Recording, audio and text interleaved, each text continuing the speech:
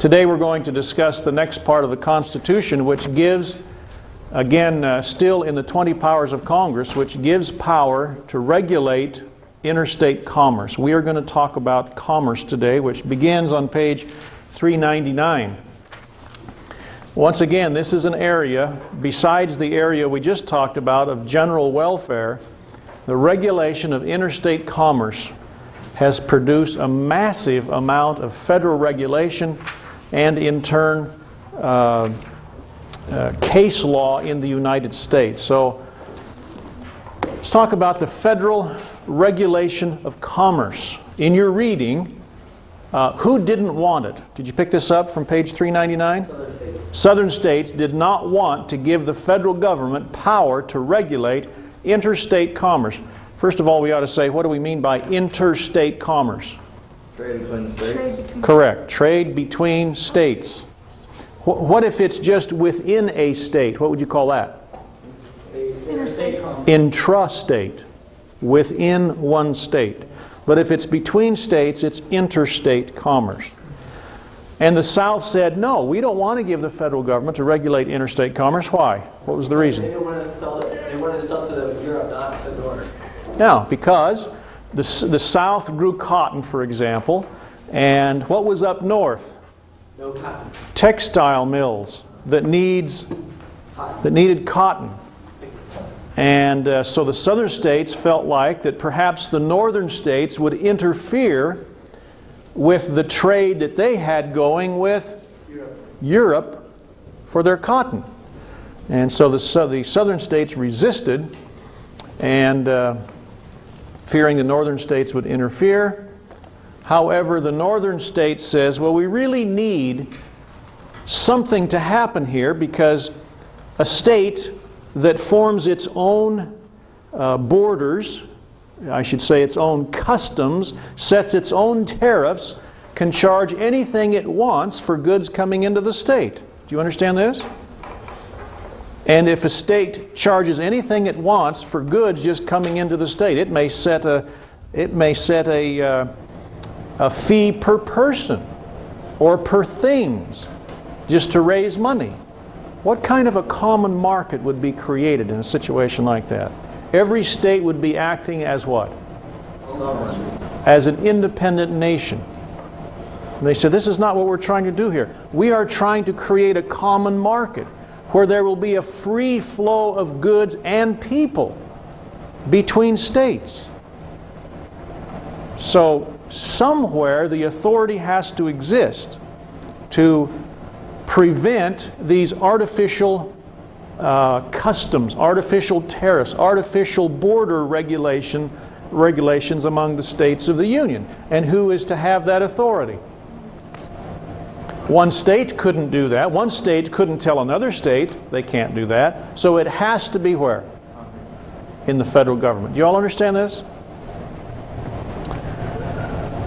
Provision 82 says, the people of the states empower Congress to regulate commerce with foreign nations. I ask you, is that reasonable? Yes. Why would Congress be given the power to regulate commerce with foreign nations? Why is that almost a given? Right, it's a power that really belongs to any sovereign nation, right? I mean, that just comes with sovereignty. The power to regulate commerce with other sovereign nations. Do you all understand that? That's kind of an understood, inherent power. And does that mean that a nation could, say, cut off all trade if it wants to? Mm-hmm. Yes. Does that mean that a nation could set tariffs, which are duties on imports from foreign countries? Yes. Does that mean that a nation could ban certain articles from coming into their country? Yes. Yes. And the courts have also held that these three powers are inherent in the power of the federal government to regulate commerce with foreign nations. They can cut off all trade. Has that ever been done? Yep. Yes. They can set tariffs. Has that been done? Definitely. And they can ban certain articles. Has that been done? Yes. You can't bring certain things into the country. See, that's kind of inherent in a national government.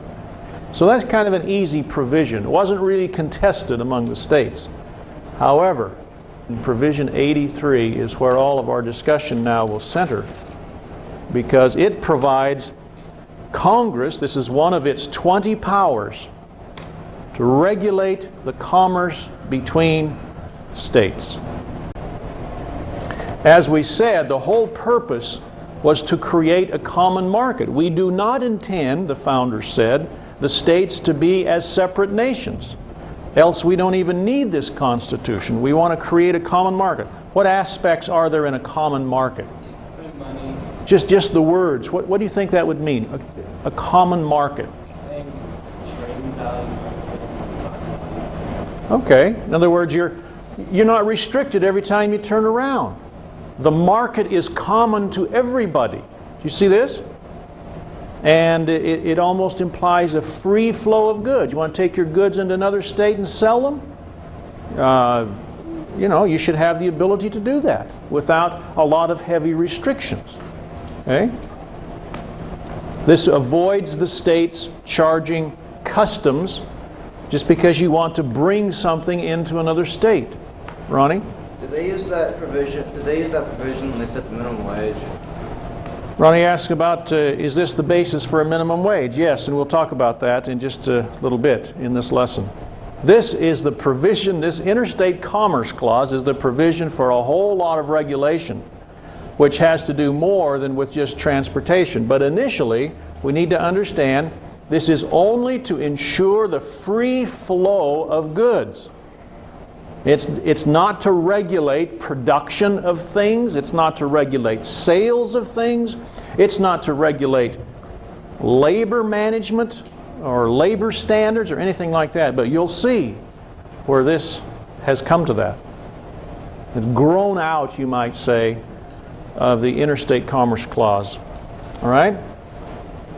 Matter of fact, let's get to that right now, this gradual shift. I want you to look at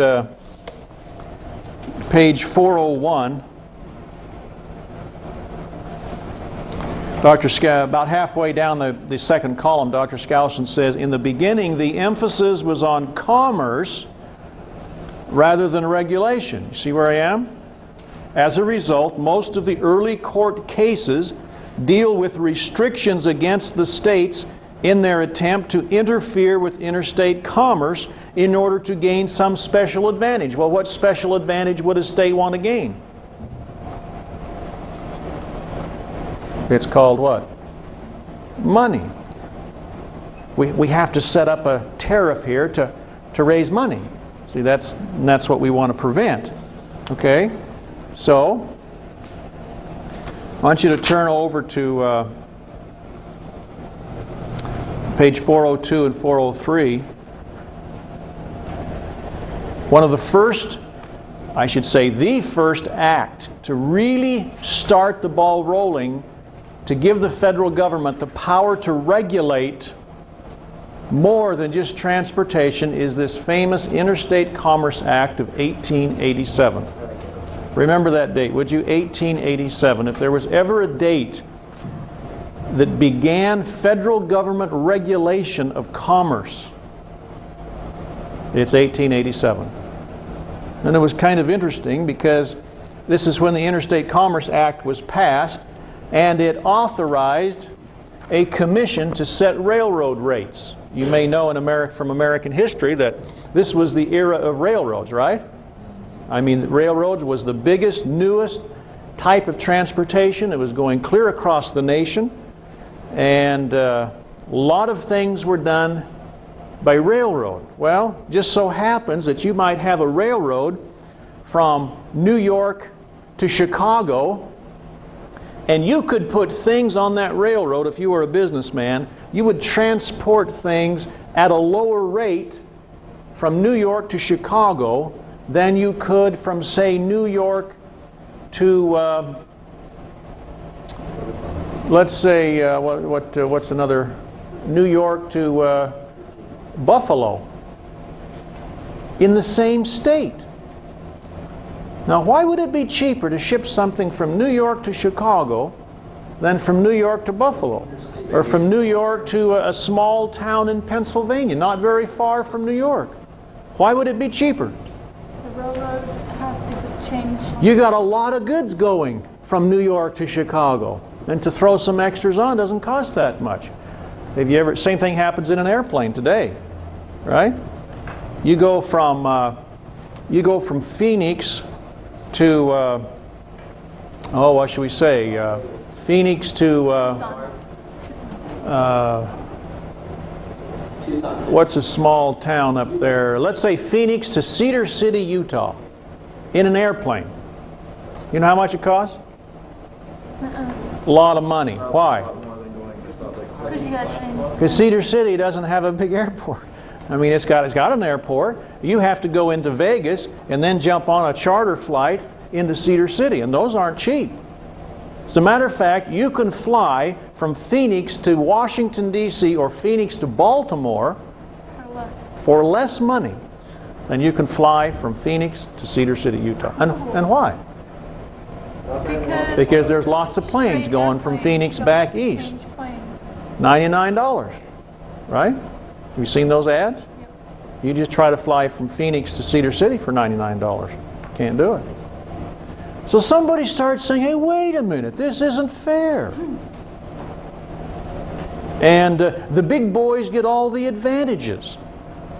All of a sudden the cry started to begin, government needs to do something about this inequity in fares.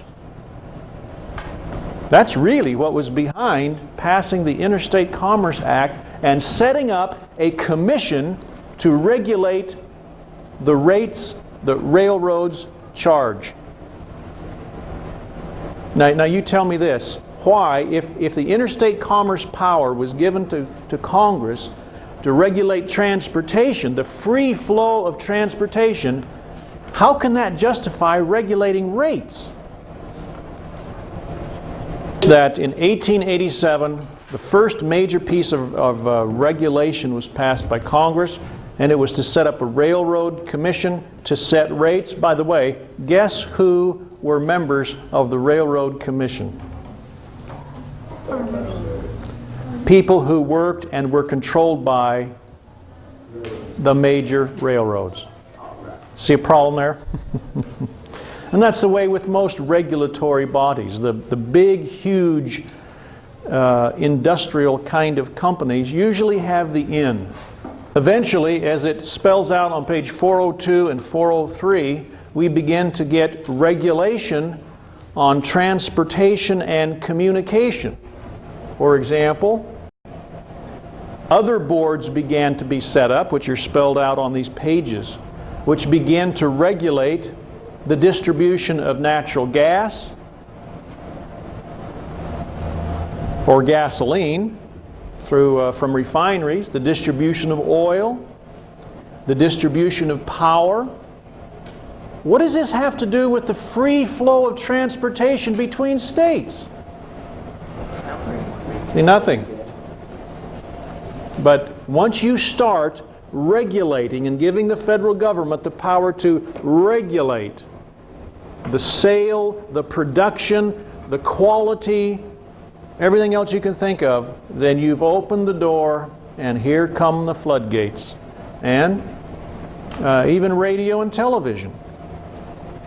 You can't have a radio station, you can't have a television station, even if it's within the bounds of your own state, unless you get permission and a license from the federal government. It is into almost everything. Well, airlines used to be much more regulated. They still are to a certain extent, but there was a time when there were only a few major airlines in the United States. I can remember when I was your age, we had a few major airlines, and that's it.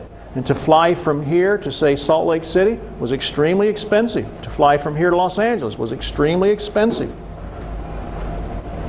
Somehow, somewhere down the road, we had the nerve and the foresight to take the regulation off of the airline industry.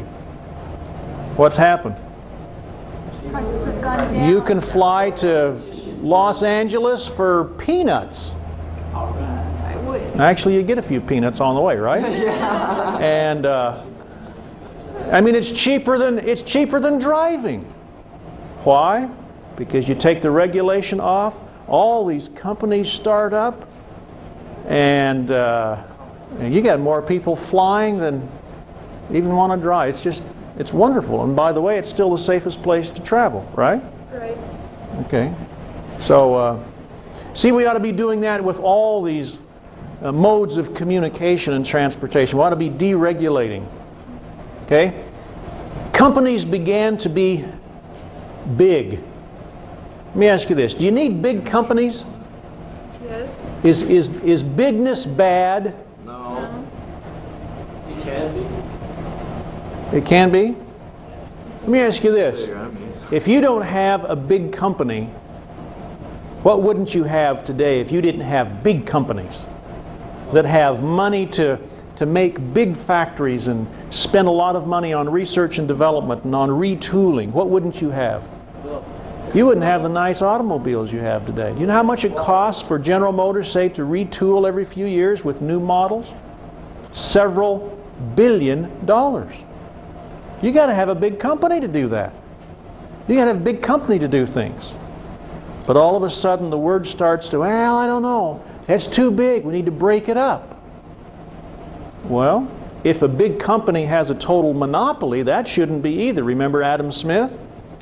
But what we need to remember, bigness is not just automatically bad. And so they started passing, they passed the Sherman Antitrust Act, which gave the federal government the power to break up businesses. Well, if a business doesn't have a monopoly, why should it be broken up? See, we need to take another look at this. Just because a company's big doesn't make it bad. Okay? Let's get into some of these others. I want you to turn to page 404 as we go through some of these regulations. Once we started, and what's that infamous year of regulation? First regulation?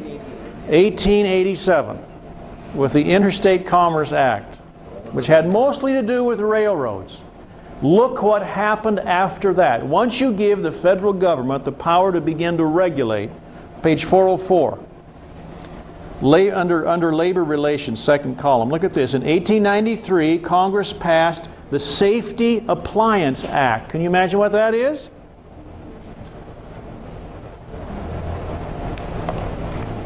Make sure that all appliances that are built are safe. Now, wait a minute. Who should do that? The people who buy it. Yeah, the people who buy it. The best regulator of safety is not a government. It's the buyer, right? And the next column, in 1907, is when Congress passed the Federal Employers' Liability Act, which did what?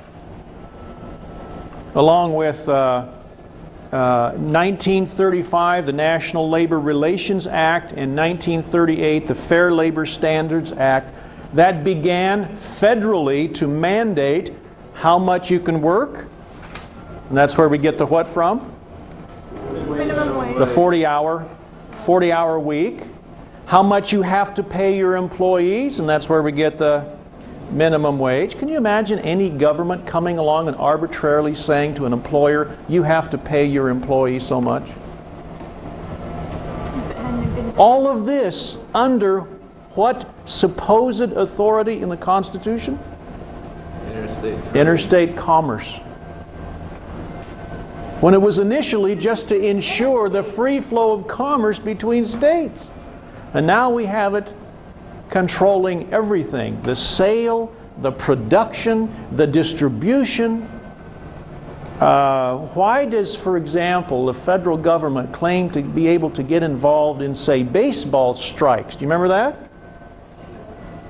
Because baseball is interstate commerce. And we're going to get involved in it and prevent the strike or whatever. And you can just go down the... Why does it get involved in... Interstate commerce? That's what they say. Why do they get involved in labor disputes in the automobile industry? Because automobiles are interstate commerce. Do you see this twist, folks? It should never be. Never was intended by the founders. Okay? Minimum wage, working conditions, also price regulation. Can you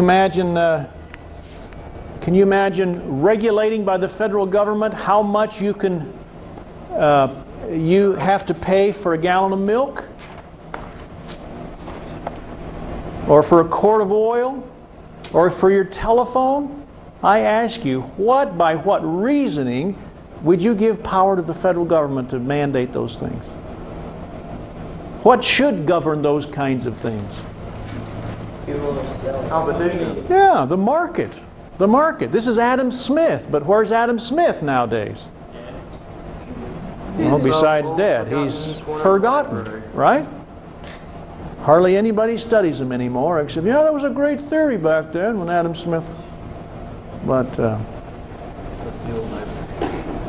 by the way, I want to mention one thing. I have a little cutout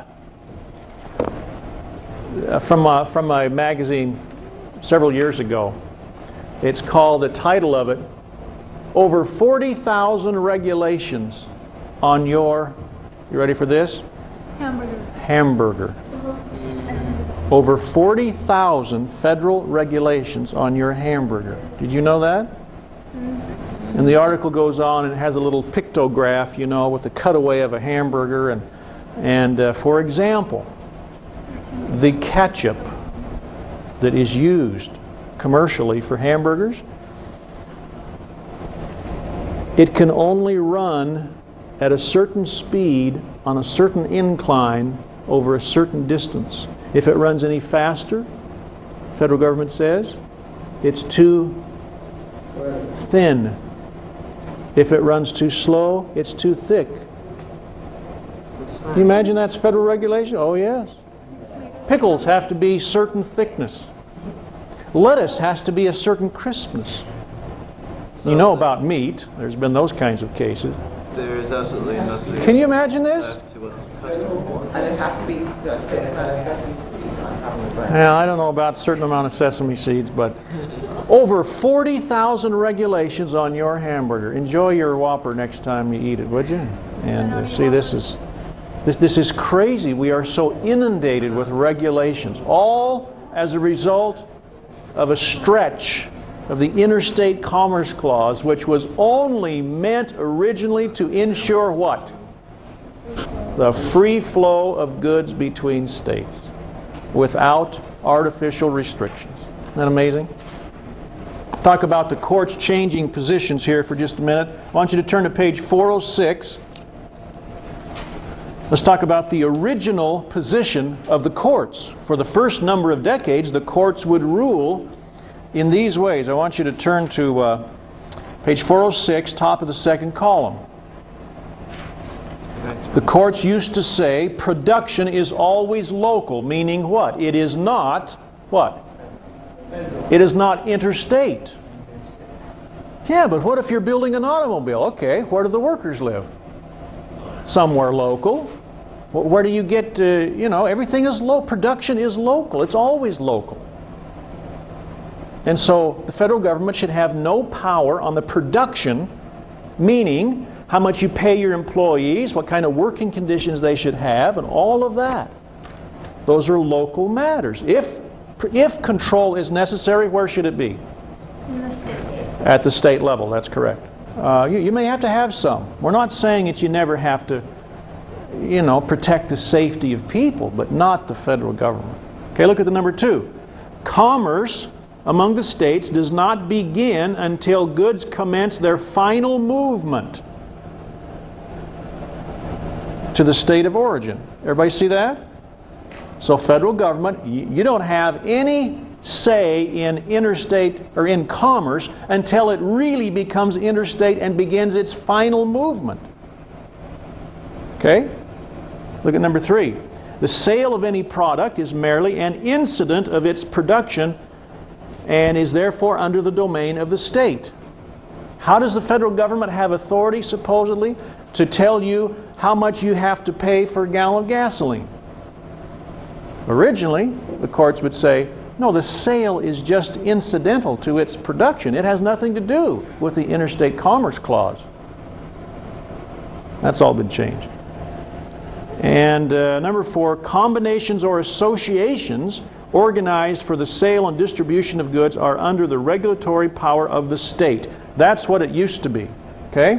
Did you get those down? Production is always local. Commerce begins with interstate movement, not until. And sales and distribution are state matters. Now, let's introduce to you what's happened. The unconstitutional position that we are in today. And the courts have said, this is on page 407, anything affecting the current of commerce is interstate commerce. Can you believe this? What doesn't affect the current of commerce? That's a nice little phrase that the courts love to use. Current of commerce. I ask you, what doesn't affect the current of commerce? Nothing. Everything is tied together. And that's how the Supreme Court has said the federal government can get its tentacles right down into even local matters because it affects the current of commerce. You follow that? And they say commerce includes all aspects, not just transportation, but marketing, selling, production.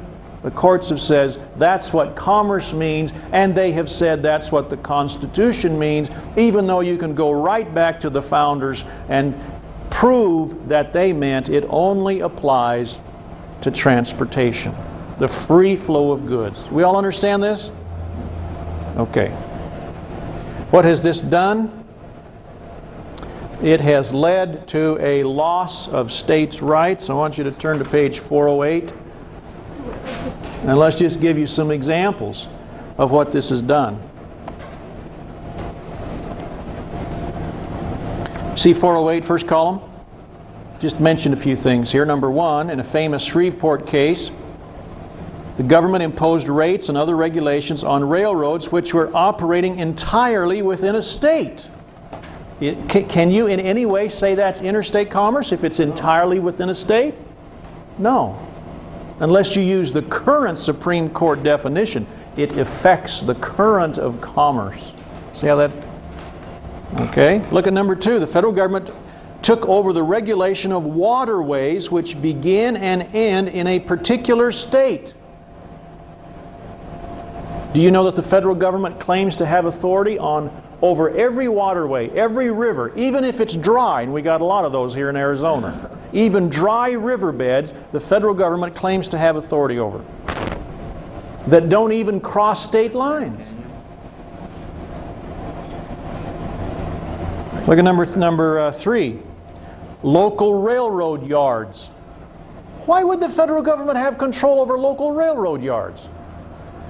Because interstate commerce passes through them.